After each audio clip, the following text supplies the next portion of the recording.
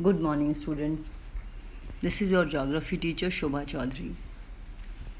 We were learning about conservation of land, in which some methods are very effective. So, the next method is contour barriers.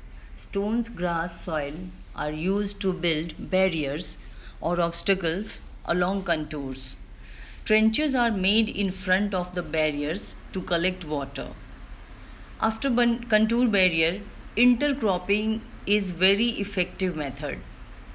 What is intercropping?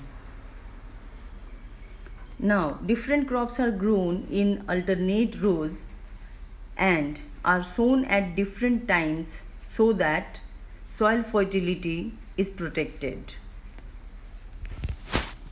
It is grown in alternate rows and at different times.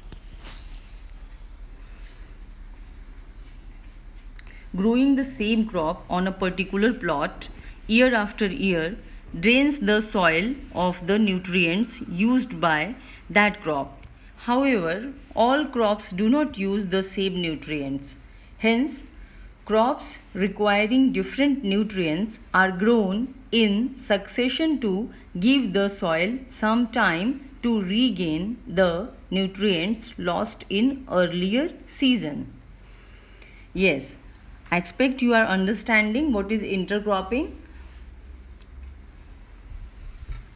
Growing the same crop on a particular plot year after year drains the soil of the nutrients used by the crop.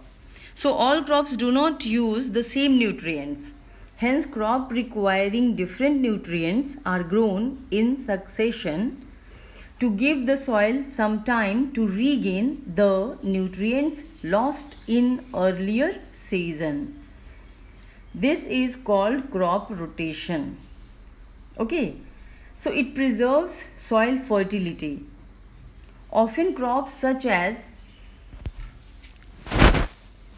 some crops require some specific nutrients which restore nitrogen to the soil through the action of bacteria living in their roots. These are grown in rotation with other crop. Leaving land fallow. Fallow means no crops will be grown for some time between two cropping season also allows the land to regain its nutrients. Means the soil fertility which is exhausting will be regained. So this is a very specific method which saves the soil fertility. Thank you.